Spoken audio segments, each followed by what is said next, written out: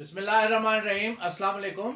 आज का lecture litigation in public interest है कि अगर अवाम उन्नास के लिए मफाद आमा के लिए कोई केस दायर किया जाए तो रिट पिटिशन में और सिविल केसेस में उसका लीगल स्टेटस क्या है और क्या कोई स्पेसिफिक पर्सन ही दाखिल कर सकता है या कोई भी अवाम उन्नास में से कोई भी पाकिस्तानी शहरी रिट जुरिस्डिक्शन में या सिविल केस में या किसी भी जुरिस्डिक्शन में हाई कोर्ट या सुप्रीम कोर्ट या सिविल कोर्ट में या किसी अदालत में केस दायर कर सकता है या नहीं। तो आज का टॉपिक है pro bono publico public interest litigation. My name is Ghulam Sajjad Gopang. I am MBA finance first position holder from IBA University of Sindh Jamshoro. I am LLB first position holder from Quaid Azam Law College Nawab Shah Sindh. I am the first advocate Supreme Court in the history of Nawab Shah Bar Association and I am the youngest lawyer of Supreme Court. मैंने 2005 से वकालत का आगाज नवाब शाह सिंध से किया और 2017 में मैं नवाब शाह का पहला एडवोकेट सुप्रीम कोर्ट बना और 2017 में नवाब शाह से इस्लामाबाद शिफ्ट हो गया। 2017 से लेकर आज तक मैं सुप्रीम कोर्ट इस्लामाबाद में वकालत करता हूँ और रावलपिंडी इस्लामाबाद के मुख्तलिफ लॉ कॉलेज में पढ़ाता भी हूँ। My more than 1000 cases are pending at Supreme Court and more than 100 cases are reported in PLD law books of Pakistan. मेरे जो 4 फेमस सुप्रीम कोर्ट के केसेस हैं, जो टोटल 100 केसेस हैं, उनमें से first case is 2000 reported in 2019 SCMR page number 2063 review jurisdiction. My second case is PLD 2020 Supreme Court page number 293 bail before arrest case, and my third case is reported in PLD 2022 Supreme Court PLD 2022 Supreme Court page number 64 sacked employees case, जो famous case था जिसमें मैंने हजारों मुलाजमीन बहाल कराए supreme court से।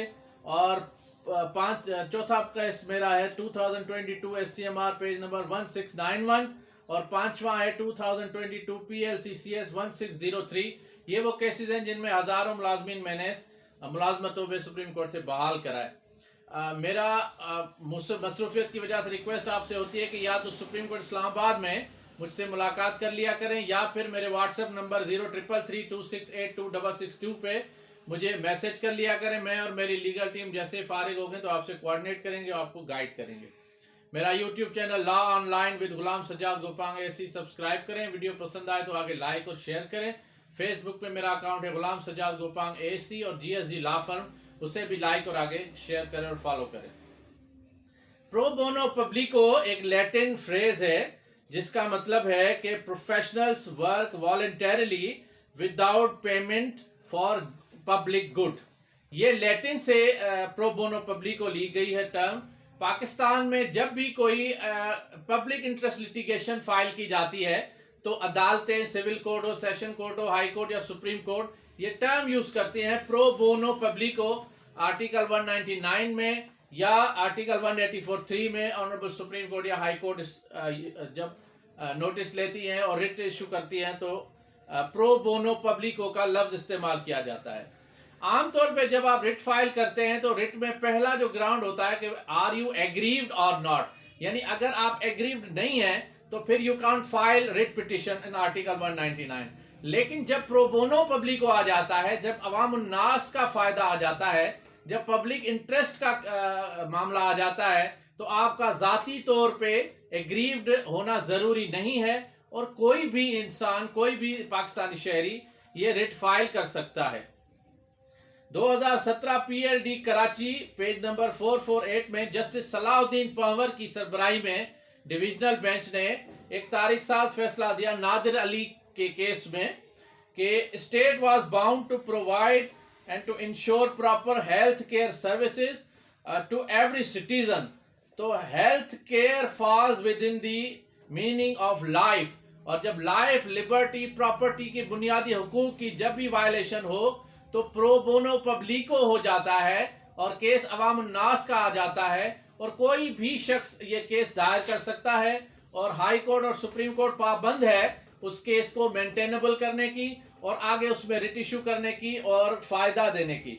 इसमें मेरा एक बहुत ही फेमस केस CPD 2626 of 2017 ये बहुत ही फेमस केस था जिसमें मैंने वर्ल्ड बैंक के एक प्रोजेक्ट पे स्टे कराया था।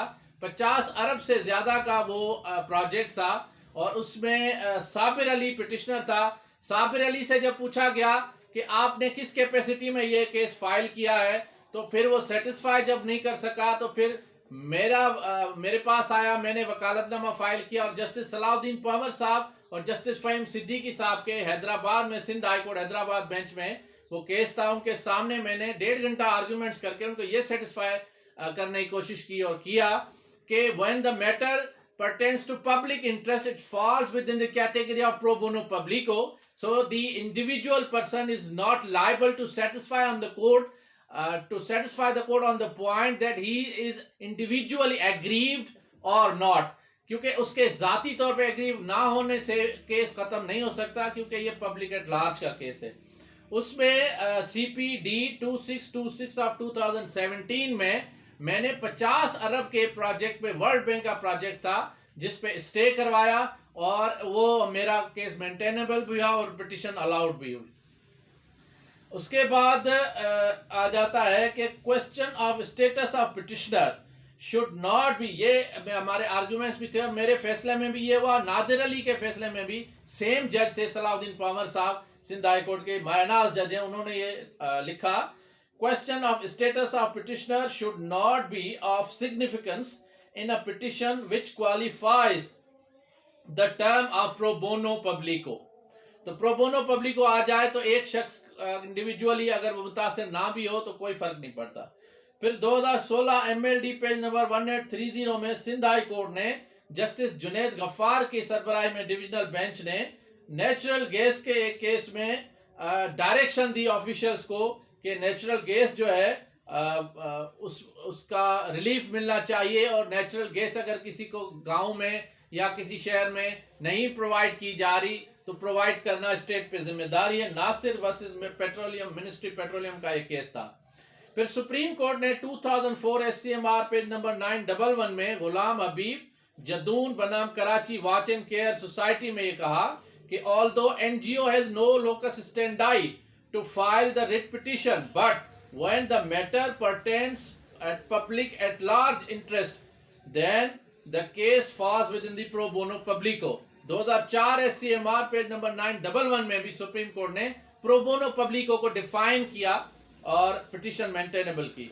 PLD 2011 सुप्रीम कोर्ट 963 में हज करप्शन केस में भी सुप्रीम कोर्ट ने डायरेक्ट 184(3) में नोटिस लिया और प्रो बोनो पब्लिको की कैटेगरी में उस केस में फैसला दिया। PLD 2010 supreme court 265 doctor Mubashir Hasan case में भी प्रो बोनो पब्लिको की बुनियाद पर सुप्रीम कोर्ट ने फैसला दिया। उसके बाद PLD 2022 लाहौर 1, इसमें भी एग्रीव्ड पार्टी और एग्रीव्ड पर्सन को डिफाइन किया गया कि एग्रीव्ड पार्टी या एग्रीव्ड पर्सन जो है उसमें अगर प्रो बोनो पब्लिको आ जाता है तो इंडिविजुअली ना भी हो तो कोई परवाह नहीं है। फिर इसमें रिलायंस प्लेस की गई इनाम रहमान के केस में 1992 SCMR पेज नंबर 5632 और मजीद फ्लोर मिल वाला केस था 1997 SCMR 1804 के प्रो बोनो पब्लिको हो तो केस लाजमी मेंटेनेबल करना है, आवाम को रिलीफ देना है। फिर 2023 PLC CS, ये लेटेस्ट जजमेंट है 2023 की, 2023 PLC CS नोट्स 9 में क्वेटा की जजमेंट है। बलोचिस्तान हाई कोर्ट ने मीर अहमद वर्सेस इवेक्यू ट्रस्ट के केस में कहा कि जब अवाम उन्नास के बुनियादी हुकूक की खिलाफ वर्जी हो तो कोई भी शख्स रिट दायर कर सकता है मगर अपनी मर्जी से विथड्रॉ नहीं कर सकता। इसमें एक ये टर्म रखी बलोचिस्तान हाई कोर्ट ने कि कोई भी शख्स अगर पब्लिक इंटरेस्ट का मैटर है तो केस दायर कर सकता है, लेकिन वो ये नहीं कि वो ब्लैकमेलिंग के लिए दायर करे और ऑफिशियल से पैसे ले ले और फिर वो रिट पिटीशन को विथड्रॉ कर ले, ये नहीं किया जा सकता। पिटीशन विथड्रॉ नहीं होगी, पिटीशन फिर मेरिट पे ही डिसाइड होगी, लेकिन प्रो बोनो पब्लिको पे मेंटेनेबल होगी। फिर 2023 MLD पेज नंबर 113 में पिशावर हाई कोर्ट का Qazi Mohammad Azhar versus federation of Pakistan के केस में हाईवे और मोटरवे की इंटरचेंज की तामीर का केस था। इसको भी हाई कोर्ट ने कहा कि कोई भी केस प्रो बोनो पब्लिको में दायर कर सकता है। Thank you.